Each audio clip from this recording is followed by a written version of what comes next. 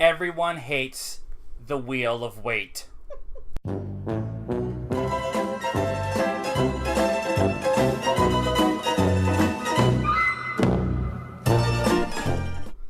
Hello, everyone. Welcome to the Pop Culture Cult. I'm Sean. I'm Janice.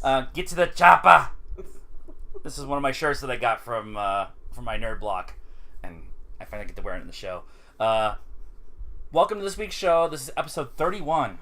31. We're hitting middle age now. Wait a minute. And we'll start slowing down and... No? We've got a while for middle age. Oh, okay, alright. We've got some stuff. A lot of movie stuff, not a whole lot of TV stuff. Shows are ending, and we're still trying to get caught up on a lot of things. We're about halfway through what we have left of Agents of S.H.I.E.L.D., so we'll try to get that done. And one of the things that we'd watch when we're not watching TV or movie shows or films or whatever else is the movie Trivia Schmodown. And we're big fans of the Schmodown. We love trivia. We love specifically movie trivia. And friends of ours that we have met through this whole process, late to the party, their matches are this week. Yay! Robert and Vanessa are going... Vanessa? Wow, I'm terrible. Are going tomorrow on Tuesday the 20th. And then Tim Franco is going on Friday. So please, please, please, when you get done watching us, go watch their matches and share alike. So stuff that we want to get into this week. Anything you want to add about that? No. Okay. No. So this is Monday the 19th, and yesterday on a Sunday we had a very leisurely afternoon at a book reading. Yes. A book perusing. A book. Pimping. Yeah. So we have a chain here in the East Valley called Changing Hands Bookstore, and they bring people in to do signings and all kinds of different things. And a few months ago, they announced that they would have Eddie Izzard come into town, and he's gonna do read parts from his book at the local high school. Well, the local high school is where all of our kids went to high school, and it's less than a mile from our house. And so we said, do you want to go? Yes. And so we said yes. And apparently they oversold. And so we went to the Mesa Arts Center and we got a book. Here's the book. He even talks about this watch. His mom bought it for him before she died. And so... The Executive Transvestite. And so it was 2 hours of him telling stories and reading from the book and answering questions. And it wasn't a comedy performance like you normally see from Eddie Izzard, although he was funny. It was funny. And poignant and sometimes sad. But, you know, when you talk about his life, you're going to get a lot of the ups and downs, so a lot of stuff that happened to him and stuff. That's life. Yeah, and that's life. And we're not us. We're perfect. But, you know, whatever. But we went. Did you have a good time? I did. Yeah? Yeah. I laughed. I thought it was fun. I can't wait to read the book. I just I was saying I just downloaded the Outlander series, the show that's on Showtime. Yeah. And when we had Showtime, I'd started watching it, and then we didn't have Showtime anymore, and I was like, okay, I'm gonna download the book. So I just got started on those, and now I wanna read this too. But I'm not good at reading two books at the same time. It gets confusing. So reading for rich people. That's why I listen to books and not... Is this gonna... I'm not... Fight? No. No? No. Oh, okay. I'll read it to you. Okay, thank you. I'm actually looking forward to getting into this one. I have Heir to the Empire that I need to start. I'm listening to Lords of the Sith right now, and I actually want to read this one. Eddie Izzard is one of our... I would say probably one of our favorite comics. Oh, yeah. Yeah. And so... I have... he's one of the few that I have laughed so hard I was crying. Yep. And his thing that he did on Sunday was actually really interesting because he had pictures and he had video and he had the book on stage and he was reading parts from the book and then he would go off on some tangent somewhere and then and he was born in Lebanon. Was it Yemen? Yemen. Yemen. He was born in Yemen and then they moved to it got to there was unrest in Yemen. Yeah. You know, it's Middle East, and so his father moved them to Northern Ireland. Because there was nothing going on there in the 60s. and so he talked about, you know, he learned some Arabic, I guess they speak in Yemen, and then him and his brother, they're like 4, 5, 6, and they're speaking with Irish accents, but they're actually English and then they moved to Wales. Yeah. And he talks about like he knows all these languages, and he's like learning Spanish, and he's learning like, it's like, I hate smart people that are like just and nice and stuff. But he runs 50 marathons in 50 days. And... Yeah. But the big thing that he actually talked about in the thing was, you can't write a book that says how to come out as a transvestite. And so he decided to do this book to kind of tell his life story about how he came out and lived with and got to a point where he was comfortable with being an executive transvestite. I'm a guy, I like girls, but I like dressing like girls. And in the second half of the I don't want to say performance, that's not the right word. The presentation was talking about how he first came out and all the things that he had to deal with and stuff. And that was kind of, although funny, the way he told the story, very, very poignant. And I just thought it was again, not a performance, just still something fun and totally worth it. So Yep. So yeah, if you get the chance, pick up the book. It's out everywhere, and this is where's my Eddie Izzard is my favorite stand-up chameleon. Eric Idle. And he talked about a lot about how he wanted to be in Monty Python's, and so there's like, you know, there's quotes from John Cleese and all of them and stuff. He could be somebody someday. I think was John Cleese. Yeah. I've never met him before, but I think he could be somebody someday. Except Yeah. there's a picture of them when he was in a Monty Python show. Yeah. And so Eric Idle has met him. They've performed together. That's fine. All right, whatever. So definitely worth getting. Some TV stuff that we want to go over. The big one, there's been a couple different things. The whole Venom in the MCU kind of thing. It's more fun to watch the interview and Kevin Feige's reactions. Is like I've seen a couple memes. It's not Stat Affleck anymore. It's pretty funny. Yeah, they're all like, yeah. and on his face as he's like, and the Curb the Enthusiasm music at the yeah, end. the That music, was, yeah. that was good. But the big thing that we wanted to talk about was the Dark Phoenix. So that Sony has decided to go on with the X-Men universe, which is kind of cool. We've liked a lot of the X-Men universe, and we've not liked so much of the X-Men movie universe. And so they've decided to go on with the Dark Phoenix story.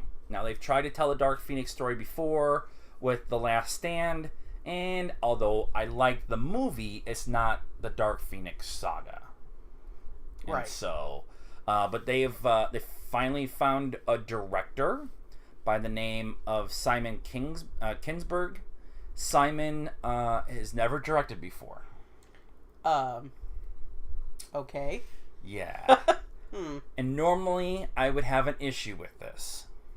However, he has helped write and produce Apocalypse, Last Stand, Days of Future Past, Deadpool, Logan. He's been in all of those conversations, been on set, been helping doing the rewrites, been helping with the production of the movie.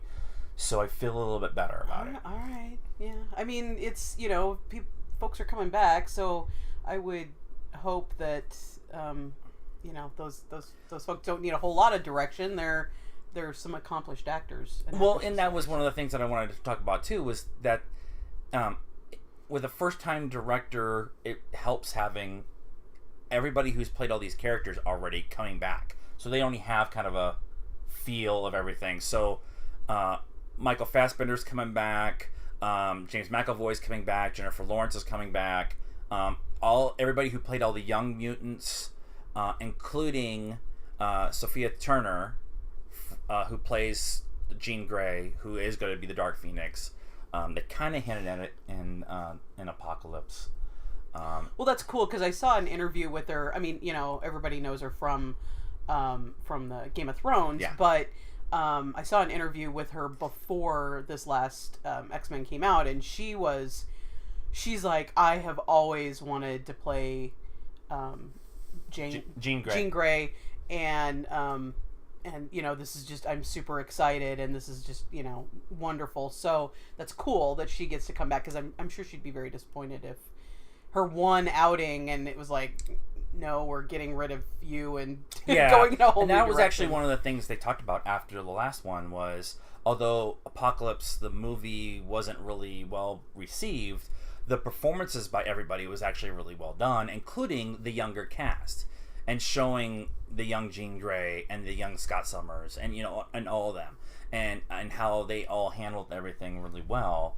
And if you're going to do a soft reboot, which was what the talk was for a while, you did a hard reboot with First Class. Yeah. And then you did even more of Days of Future Past, and that kind of changes the timey-wimey and shit. Yeah. Right? And so now that you've done these two kind of reboots, you can kind of go on with this younger cast. Yeah, and they can do whatever they want now, because that all didn't happen. Yeah. So I'm really excited because McAvoy and Fassbender are back, and I really was hoping that they both come back because they both really enjoy doing those roles. Yeah. And so that was kind of cool. We finally got the chance. Just before you start yelling at us, we've been busy trying to watch 17,000 things and have a life and jobs and stuff. We finally got to watch Logan on DVD. We've seen Logan in the theaters, so everybody calm down. Still my favorite movie of the year. But we finally got to the DVD. And so we wanted to talk about the DVD itself. The movie, obviously, we love it. It's great. It's amazing. Yeah. So, again, with the DVD extras kind of thing, there's really only one big extra. One big extra. It's an hour and a half of everything. And it's like a documentary of the making of the film, yeah. Which is really cool. Normally I like them broken up, and we'll talk about that in the next DVD that we're going to talk about. But this one, I normally like it having broken up, but this one was put together as a documentary of the making of the film. And they talk about the actors and just how they put everything together, and they did a nice little homage to Hugh Jackman at the end, kind of thanking him for his service as Logan / Wolverine and stuff. Although we had to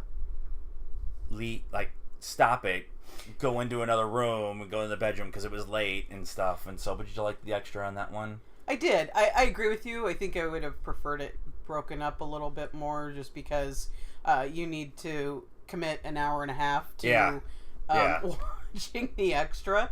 But it was very cool, and as always, we're really interested in the kind of behind the scenes stuff. So it was good. Yeah, it's definitely worth it, and it's the Blu-ray edition. So it came with the black and white noir. We haven't watched that version yet, and we will. And once we do, we will do a little we'll just add it into one of the episodes and talk about it then. And then the other one that we got was John Wick 2. Now, again, we've seen John Wick 2. Again, one of our favorite movies of the year. We bought it on Blu-ray because there's, all the extra stuff that you get with it, including the digital download, which was important. and so that one was, again, an hour and a half to 2 hours of extras, but each thing was broken up into its own thing. Yeah. Right.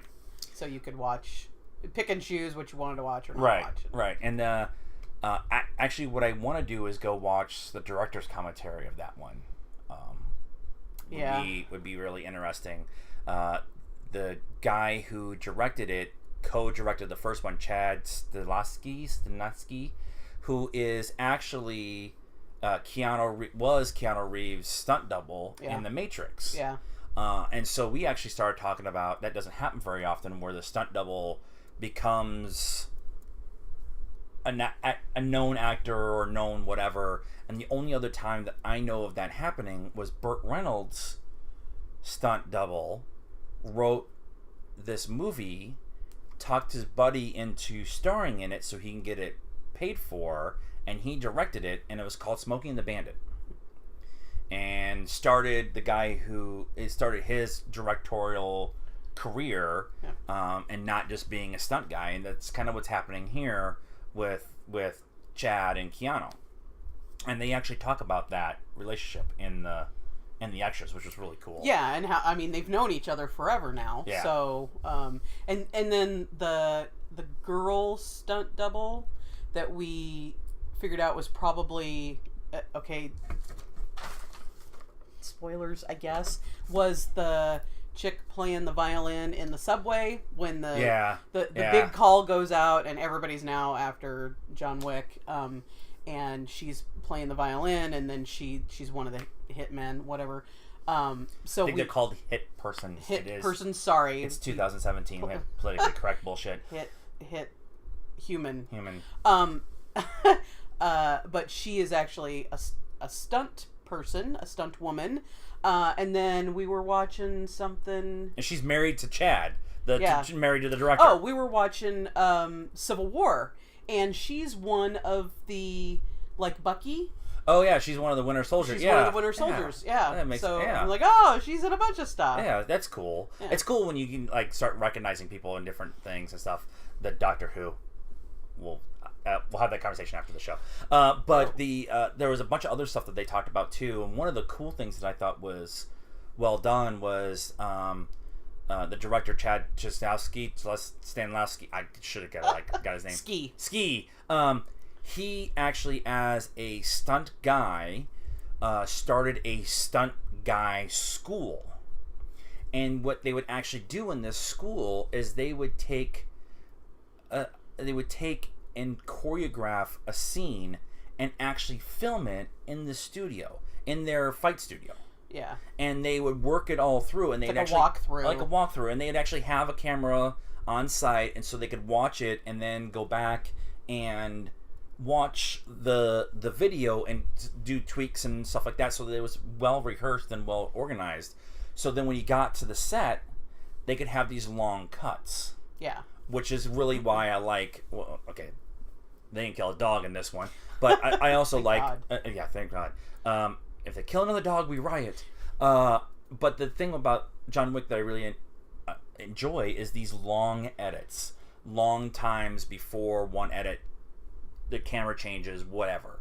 And so when you're doing that in a action sequence movie, it's really hard. And so it was really cool showing them how they kind of got to that process. Yeah, it's one big long fight scene instead of a bunch of cuts all over the place. And they were kind of talking about how you learned that you're hiding behind a thing or whatever, and you jump out, but now all of a sudden there's something in your way that they hadn't. They had it drawn out, didn't they? You go here and I go here. But then when they actually started doing it, they realized the angle was wrong. If I jump out, now the thing I was standing behind is actually between me and you, and I can't shoot you. So they had to kind of rework it instead of wasting all that time on set. Yeah, they got it all figured out. So the shooting process is much faster. Yeah. And that makes... Excuse me. I had tacos for dinner. Tacos. It makes the shooting process a lot faster, which helps when they go they're starting John Wick 3 in November, and they're talking about having it back out next summer. So their turnaround is gonna be pretty quick on it. And in a movie like John Wick, there's really not a lot of CGI that they have to do. No. There's some fill-ins and take some wire work out and stuff like that, but for the most part, it's not very. It's all practical. It's all practical. Yeah. But one other thing that I really thought was cool was the Keanu Reeves training that he did, and they brought all these this whole family of judo experts, so world-known trainers, and they brought this family in, and they worked with Keanu to work on judo throws and stuff like that for several months, along with his gung fu stuff that he did. They brought this world champion gunfighter in, and they showed his training process, and I kept turning to her and say, you see how excited he is about what he's talking about? Yeah. He was so excited to talk about the people he trained with and how he trained and how they shot this movie and everything. And it was kind of refreshing to see somebody. We all know that Keanu is a really awesome person from everything you've ever seen on the internet. If you've ever been on the internet for 5 minutes, you know that all the money he made from the Matrix movie, he gave to the crew. And so, he rides the subway back and forth. He's not one of those. But he was super excited to talk about how they made this movie. And it's very kind of counterintuitive to how you think.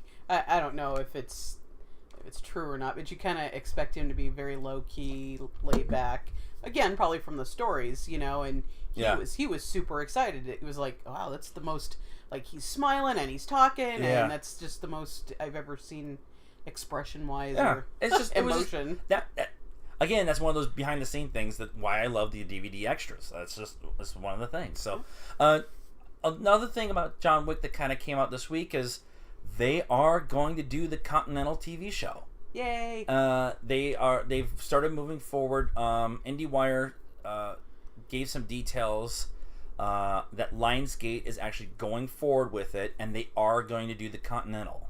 I think you should get some royalties for that idea. I should get something for it. Because he's been saying... I want to be in it. I just want to be like... I'll be the bell cap that like is the enforcer when people are pulling shit in the Continental. I would totally like... In 4 rooms? Yes. I want to be the bell cap who goes back and forth to all the rooms. You open the door and it's all bloody. You close the door, you find a hooker on the other one. That's what I want to do. That's gotta start somewhere, right? Yeah.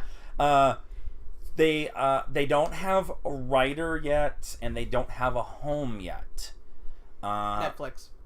But the early talk is Netflix, Amazon where they're kind of hoping. Hulu again, that kind of...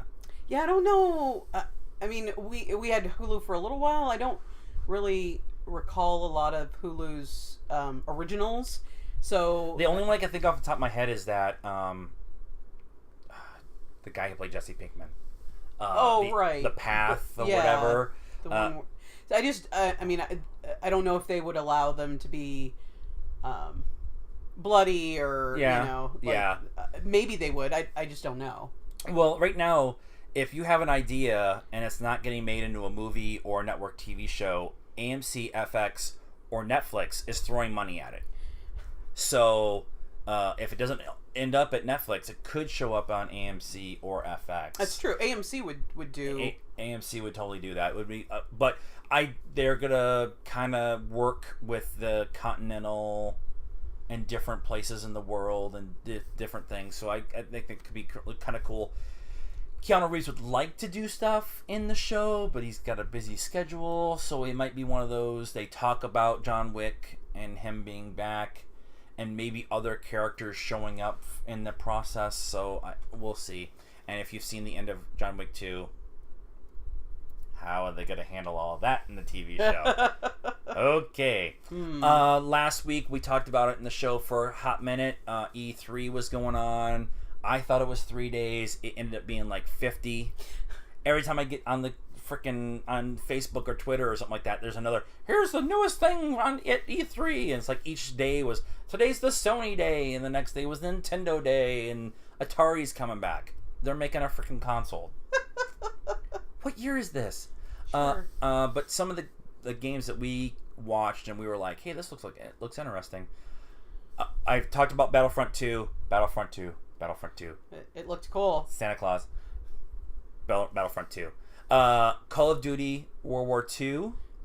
That looks interesting. Yeah. We're not big video game people, but especially first person shooter games. But that one could be interesting. Yeah, I mean, I like some first-person shooter. It's not something like when we go to the video arcade. That's like House of the Dead or whatever. I play that all the time. But it was super bloody, which is Call of Duty, but it's a little close to home.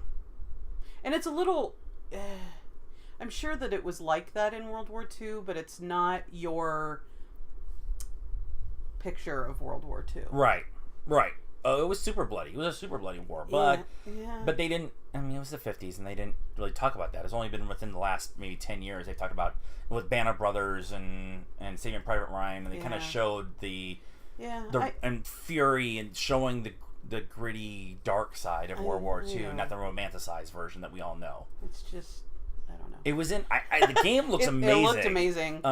So that one's interesting. That might be like a Redbox rent. Yeah. Assassin's Creed Origins. They're going to Egypt. You realize this is all you're getting for Christmas, right? Battlefront 2 and I want a Creed. DSLR camera too. You better sell your body on the street corner. We're selling blood and semen. Not together. together. And then they did Gods of War. I'm not big into the Gods of War series. However, one of the things I did see is it's like kind of The Last of Us, where's the father and the child, and they have to kind of work their way through the world. That kind of looked interesting. We've seen that one before, though, right? When did we see that? Was it at? There was. It might have been something. Something. That we saw that looks a little interesting. Oh, the Star Trek. Wasn't it the Star Trek? No, that wouldn't make sense. I don't know. Anyways, we've seen it, but the big trailer came out at E3. The big presentation was Spider-Man Uncharted. They did like a 15-minute gameplay section. We both went, this looks amazing. I have no idea how you work the controls with all the web swinging and slinging and spinning and different flying angles off of things and it looked super complicated. Yeah. They're doing Uncharted, a new Uncharted without Nathan Drake, and it's called The Lost Legacy. It's 2 girls, which I think is kind of cool. They're doing 2 girls as the main characters in the story. So there was a whole bunch of other ones that came out, but those are the ones that we looked at and we're like, I want to play that, and I want to play that, and we're buying this one, and I'm never going to see you again because I'm playing this one, and so those are the big ones. Until you beat the game. Until I beat it, and then I'm like, every once in a while I go back and play Assassin's Creed Syndicate. I'm like, I just need to kill somebody.